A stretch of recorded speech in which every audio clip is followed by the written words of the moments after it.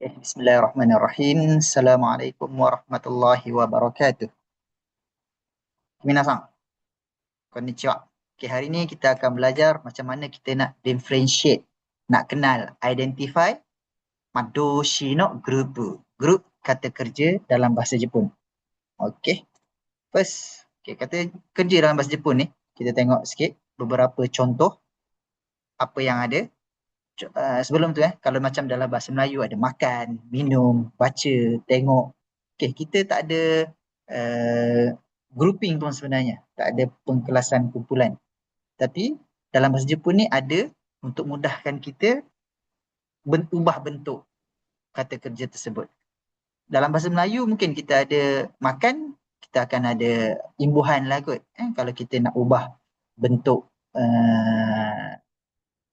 kata kerja tersebut. Contoh termakan, memakan, okey, terminum, meminum. Okey, tapi dalam bahasa Jepun ni dia adjektif tersebut yang akan berubah. Kita ubah adjektif tersebut untuk sesuaikan dengan situasi ataupun macam mana kita nak sesuaikan dengan ayat yang kita nak bina tu. Jadi untuk kita nak tahu dulu macam mana kita nak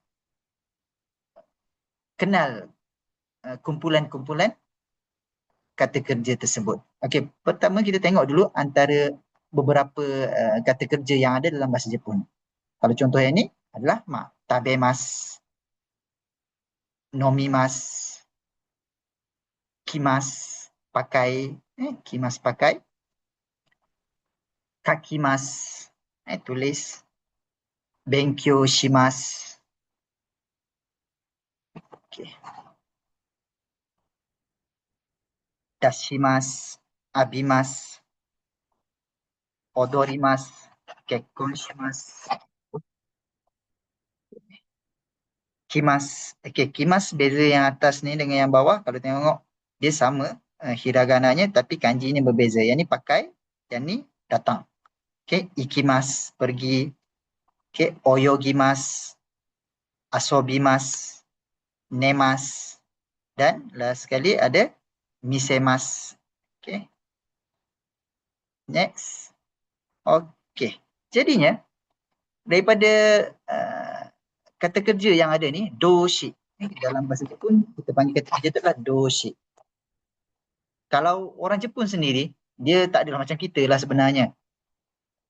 Makan, apa imbuhan yang boleh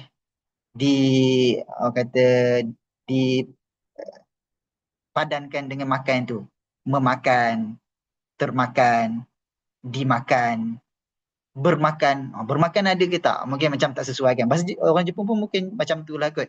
Dia tak adalah nak kata belajar secara khusus macam mana nak mengkelaskan kumpulan-kumpulan ini.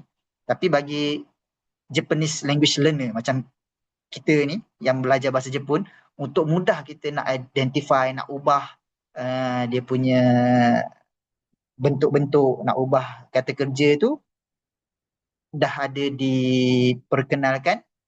Contoh orang dulu-dulu, mungkin orang Jepun sendiri pun ada belajar secara disebutnya godang doshi ataupun ichidan doshi. Ada satu lagi masonota. Ni saya sendiri pun tak adalah belajar menggunakan perkataan ni. Saya sendiri belajar daripada awal dulu, belajar tahun 2004 belajar bahasa Jepun ni. Kita menggunakan grup 1, grup ichi. Grup 2, grup ni, ataupun satu lagi grup sang. Okay, macam mana kita nak identify grouping kata kerja mengikut grup ni? Okay, saya terangkan secara mudah lah kot. Nanti boleh tengok sendiri. Okay, kita ada kat sini tadi banyak verb. Banyak verb kata kerja kat bawah ni. Macam mana kita nak identify verb ni grup berapa? Dia sebenarnya bergantung kepada perkataan tu. Dia bukannya perbuatan, dia bukannya bergantung bila melibatkan dua orang macam ni. Bila bukan, dia bergantung kepada macam contoh kat sini ada pelbagai jenis verb. Okey, jadi dia pengkelasan dia tu bergantung kepada ejaan dia, bukannya perbuatan tu. Okey, bergantung kepada ejaan dalam hiragana. Okey, yang first, kita tengok yang paling senang sekali, grup 3. Okey, sorry maaf. Sebelum tu, kenapa nak tahu pengkelasan kumpulan ini sebenarnya. Okay, first, kalau macam kita tengok drama, anime, ataupun macam tadi pun contoh-contoh ada tabemas, shimas, kakimas. Dia berakhir dengan mas. Ataupun bila jadi past tense, jadi mak. Kalau contoh kat sini, mangganya, itadake mashita ka mashita. Okay, mashita. Maknanya kita belajar, kalau yang secara propernya akan belajar dalam polite form. Mas. Mas form kita panggil macam tadilah tabemas, shimas, kakimas, nomimas dalam mas. Bila past tense nomimashita. Kalau tak buat nomimasen. Kalau tak buat past tense nomimasen deshita. Okey, dalam bentuk yang tu. Tapi untuk ubah dalam bentuk kita panggil jishoke, jisho form, dictionary form. Macam dalam bentuk nak cari dalam dictionary kita ubah dalam bentuk tersebut. Contoh dia kalau kita tengok ni manga lah sebenarnya, manga shikamo preto made tsuiteru. Teru, tsuiteru ni te form pun ada. Iru, tsuite iru. Tsuiteru shi. Oki sugiru wa. Oki sugiru wa yo ne. Sugiru. Ini adalah bentuk jishoke. Ataupun kat sini pun ada. Kante o tanomu. Tanomu, iku, suru, taberu. Gohan taberu. Yang tu taberu, suru tu adalah jishoke. Jisho form kita panggil, dictionary form. Ataupun nak tukar kepada nai form. Okay, nai form ni contoh dia. Kyou no mikai arun dakedo konai. Okay, konai, nai kat belakang dia. Ikanai, shinai. Yang nai kat belakang tu adalah nai form. Kita main nai ke. Ataupun teke. Teke ni banyak digunakan sebenarnya. Dalam grammar pun ada beberapa lagi lah. Te, lepas tu tambah macam contoh tadi. Suite iru. Suiteru. Ataupun kat sini. Chotto matte, dia telah dengar kan? Chotto matte, te form. Ataupun yang ni rasanya kalau peminat-peminat anime semua akan kenal omae wa mo shinderu. Shinde ni teke. Shinderu dia jadi dalam bentuk jisho form pula maknanya perlu untuk te form. Ataupun sonota, pelbagai lagi take, kanoke, ikoke, mereke. Contoh dia kat sini matta, yamero, taishoku shiro. Ya, bikkuri shita yo. Ta. Ini ta form, take. Ataupun ini mereke, yamero, taishoku shiro. Kalau bahasa Arab panggil fi'il amar, arahan. Okay.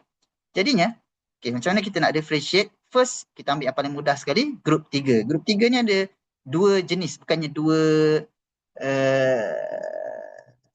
verb je, tapi dua jenis yang kita boleh kenal. First, grup 3 ni, firstnya adalah ini ada beberapa lah. Yang first, kalau tengok kat sini, berakhir dengan shimas. Benkyou shimas, kekkon shimas. Maknanya shimas dan kimas. Kimas yang bukannya pakai, ada dua tadi, kimas datang. Okay, shimas tu, dia kita panggil verb noun. Maknanya verbnya adalah shimas, nounnya benkyou. Verb nounnya adalah kekkon. Kekkon kahwin, benkyou belajar. Okay, kita ini kebanyakan akan confuse. Macam mana? Macam contoh ada kashimas, keshimas, dashimas, hanashimas. Belakang dia shimas. Okay. Ni pun grup 3 ke? Bukan. Yang ni kita tak panggil grup 3 tapi grup 1 sebab dia adalah noun sahaja. Bukannya verb noun. Okay. Contoh verb noun yang lain. Okay. Contoh oinori shimas. Oinori shimas ni solat. Kenka shimas. Fight, gaduh. Kenbutsu shimas, sightseeing, ryoko shimas. Ini adalah verb noun. Maknanya verb shimas, nounnya kat depan ni.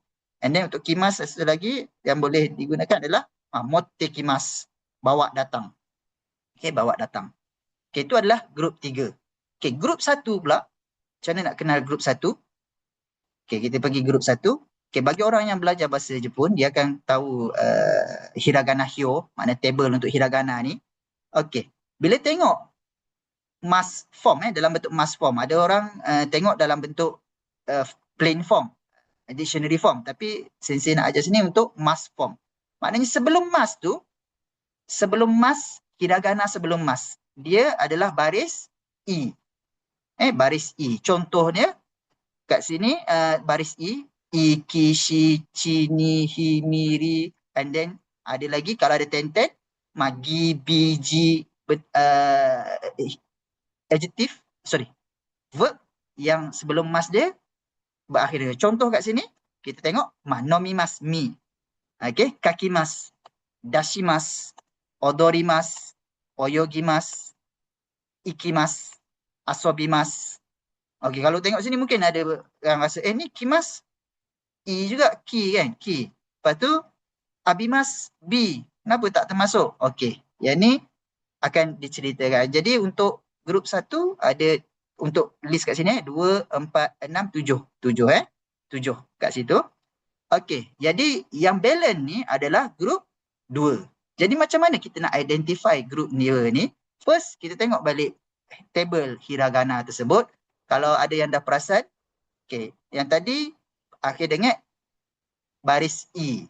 Okey, yang ni pula dia ada 3 mengata syarat, bukan perlu penuhi 3 syarat tu, tapi ada salah satu ni dia kira adalah grup 2. Dikira adalah grup 2. Okey, ada salah satu je, bukan perlu penuhi 3 syarat, tapi ada salah satu je dia kira grup 2. Okey, yang pertama macam tadi, sebelum mas tu yang tadi adalah untuk grup 1 E. Okey, untuk grup 2 ni adalah A. Dan termasuklah juga kalau ada ten-ten, G, B, Z. Okey, first kalau kat sini kita nampak tabemas, nemas, misemas yang memenuhi syarat tersebut lah. Yang kedua, untuk syarat yang kedua, contoh verb lain ada umaremas, oshiemas, kuremas, demas. Okey, ini adalah contoh-contoh lain yang untuk grup 2 yang pertama, syarat yang pertama. Okey, kalau yang syarat yang kedua, orang kata macam mana karakteristik yang kedua ni, sebelum mas tersebut dia hanya ada satu je hiragana. Satu je hiragana. Contoh kalau macam tadi, A tu pun dah satu je lah kan. Nemas, demas. Okey, yang ni contoh dia kimas, pakai. Okey, nah kalau kimas yang kat grup 3 ni, kimas datang. Yang ni kimas, pakai baju. Okey, kimas. Kimas. Contoh yang lain lagi, imas. Ada bagi orang, wujud, exist. Ataupun mimas, tengok.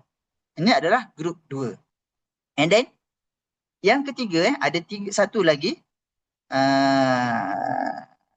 karakteristik dia kalau nak kenal, yang ni kena hafal. Dia tak nampak di situ. Macam contoh, abimas. Kalau B ni rasanya macam grup 1. Tapi yang ni orang panggil special. Yang ni memang kena hafal. Memang kena ada list lah.